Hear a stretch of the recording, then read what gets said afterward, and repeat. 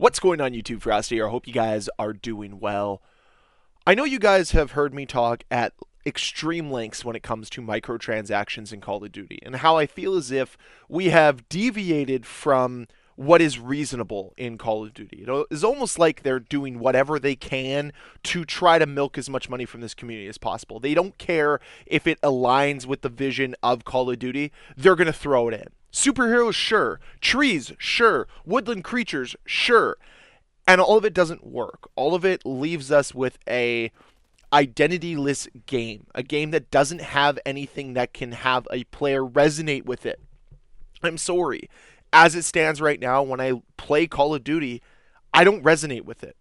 Because the message and the themes that Call of Duty should be perpetrating are lost on me in multiplayer. They're gone. They've been foregone in exchange for greed, in exchange for anime characters. And it's just so frustrating.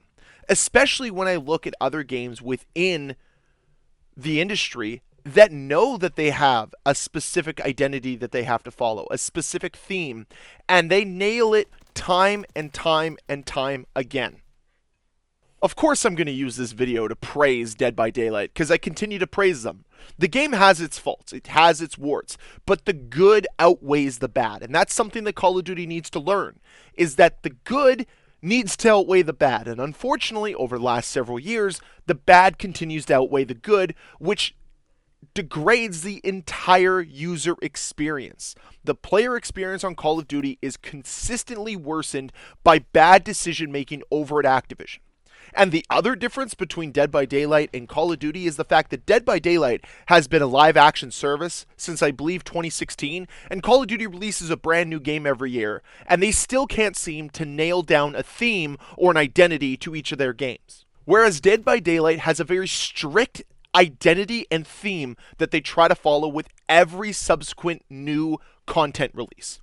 Anytime there's new content being brought into the game, they are always working tirelessly to try to balance things and to ensure that everything fits within the universe they've created. There's a ton of lore to go along with the Dead by Daylight game that is actually quite interesting. Why are they all there? What is the purpose of the trials? What is the entity? All these different things. And this is once again evidenced when they brought in Alan Wake into Dead by Daylight.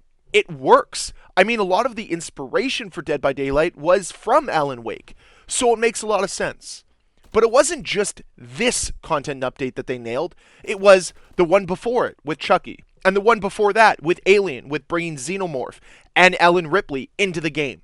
And it was the one before that by jokingly bringing Nick Cage into the game. But guess what? They made it work. They made it follow the theme of the overall game. So it doesn't take you out of the game when you see a Nick Cage player in the game. All of it fits within the theme. Unlike Call of Duty, where you're playing the game and then all of a sudden you're supposed to be in a war simulation game and a tree is sliding past you acting like it's hopped up on Adderall. And it just takes you out of the experience. I'm not saying that I have to pretend to be a soldier going at war. That's not what Call of Duty is about. It's supposed to arcade the experience of being in a war simulation. But this isn't a war simulation anymore. It's a smorgasbord of everything and nothing at the same time. There's no consistency to it. There's no vision for it. With Dead by Daylight, you can envision what their plan is, who they're going to go after, what kind of licenses they want to get, because it follows a specific theme. I mean, they went for a Silent Hill chapter. They got a Stranger Things chapter. They even got, Bubba from Texas Chainsaw Massacre. They have Ghostface. They have an obscene amount of different killers that follows a specific theme. They have survivors that follow the same theme. Yet Call of Duty cannot seem to look at any type of media out there and say, well, wouldn't it be cool if we grabbed things from Band of Brothers, or if we thought outside the box and looked at some other fictional characters and brought them into our universe? Would it not follow a specific theme and identity, and we'd be able to maintain the idea that it's still a military simulation game? But no, we've lost the plot there. We've completely departed that idea and that concept once you started to add things like anime characters into the games, and woodland creatures, and trees, for crying out loud. I keep hammering that point because it makes no gosh darn sense. Even adding superheroes makes no sense. And now I'm seeing other people advocating to see Master Chief in Call of Duty. No, no. That's the day I put my foot down. That's the day that I just throw away Call of Duty altogether. I'm like, no, I'm done. I'm done playing with you. I'm going to be that Toy Story character that throws away Woody. I'm done playing with you. That's what happens if they bring a Master Chief chapter into Call of Duty. Does not work. I'm sorry, it doesn't work. Master Chief running on the streets of High Rise with an MCW? No, sorry, doesn't work for me. Breaks any type of immersion that I have. I'm not saying the only reason why I used to like Call of Duty was because there was a specific theme or a specific identity that Call of Duty had. But at least there was some consistency, which led you to enjoy the experience. It felt like you were playing an extension of the campaign when you were playing the multiplayer. That's not the case anymore. You're playing some hopped up, drugged up, mushroom trip version of the campaign when you're playing multiplayer now. And it takes you out of the experience. Now, it would help maybe if the gameplay in general was good, if the game in general had some passion behind it, had some soul and some vision behind it. But that's not the case. But we've talked about that endlessly here. We know about my opinions when it comes to Modern Warfare 3. We know that the game misses the mark in so many different areas. So why are we still here? Why is it that I can look at other games that do not have the same financial fortitude that Call of Duty has, be able to accomplish things for their community better than Call of Duty can? Why is that the case? Is it passion? Is it drive? Is it incentive? I don't really know. But what I do know is something has to change. And this is why competition needs to emerge in the FPS arcade genre. Because if competition doesn't emerge, Call of Duty is going to continue to take this franchise to the point where they're not going to have anything left. Players are just going to leave and never come back.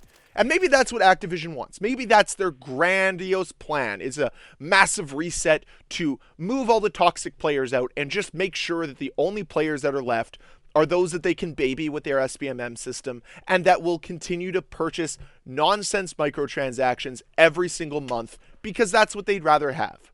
They'd rather have a dumbed down community that focuses on buying nonsense items and not create a better game, not create a game that is community experience driven. That's why I'm going to go play Dead by Daylight after I'm done making this video. That's why I'm going to continue to support that game. I'm going to continue to spend money on that game because I have been shown time and time again that I am getting rewarded with a good game, with a development team that has its faults, has its problems, makes its mistakes, but is at least committed to a vision and a goal of staying within a certain theme. They're not out here creating superheroes. They're not out here bringing in creatures into the game, animals. They wouldn't do that. They wouldn't put some weird anime wings on a character and say, here's your new survivor. They might make some meme costumes for a Meg or for a Dwight, but that's about it. They're not out here actively trying to destroy the themes that they want the game to fall under. They're not trying to actively destroy the identity that DBD has built up over the last few years. And that's why I'd far rather play that game, far rather support that franchise, why I'd far rather give money to Behavior than to Activision. But if this is me putting my foot down and saying I'm not giving money to Activision, I'm still going to be critical of them. Because I think that Activision should be trying to get my money. They should be trying to get Blame Truth's money, and 8 Thoughts money, and Exclusive Aces, and Nero Cinema, and so many of the other critical YouTubers within this community. But they're failing to do so by not listening to the criticism, by ignoring it, plugging their ears and yelling, la la la la la la la. I am done with it. Start to listen to the community that is the most critical of you. And I mean criticism in a constructive sense, not criticism for the sake of criticism, not attacking developers personally. Coming out and saying, we need to see serious changes to the servers. We need to see serious changes to the skill-based matchmaking system, to the matchmaking system overall. We need better spawns. These are constructive criticisms. These aren't people going out there and saying, oh, this developer sucks, fire him, and naming them by name and attacking them personally. That's not what I'm trying to do here. I would far rather see improvements being made than constant failure after constant failure. Because that's how it feels right now in Call of Duty. It always feels as if we're taking one step forward and 2 steps back. I'm getting real sick and tired of it, pardon me. And the thing is, I would love to come on here and start to praise this franchise, start to worship the ground that the developers walked on, similar to what I used to do with Treyarch and with Infinity Ward back in the early 2010s. But that's not the case right now because they can't release anything worth a damn, worth its salt in value in any way, shape, or form, because they consistently fail the community. And they're failing you every single time that they don't address the many criticisms that are in this game. The fact that Activision allowed Infinity Ward to skate by last year without addressing the major concerns that game had shows you how uncommitted they are to actually delivering a proper user experience. And I was really hoping that Sledgehammer Games might be able to leverage something against Activision to improve the overall experience this year, to have the community be listened to. But unfortunately, we're finding out very quickly that's not the case. Like, come on, man. It's been over a month and nothing has been done about a ton of issues. Foundational issues to the game. If Dead by Daylight, and I'm going to use this for one last time, had matchmaking or connection issues, it would be at the top of behavior's list of priorities. I know there's problems with the MMR and the skill-based matchmaking in Dead by Daylight itself, but that's not what this video is about. I mean connecting and having solid connections to players. I'm actively getting into matches pretty quickly, and on top of it, I'm sometimes incentivized to play different sides of the game because there's not enough players in a different playlist. Could you imagine if there was XP incentive to try different game modes out because there's not large populations in them at the moment? That would be kind of cool, wouldn't it? If all of a sudden you hop on and it's like Control, a bonus of 50% XP while you're playing Control, although XP doesn't matter because they removed prestiges. But anyways, let's call it Battle Pass tokens or weapon experience, whatever it might be, as an incentive. Would that not be kind of cool?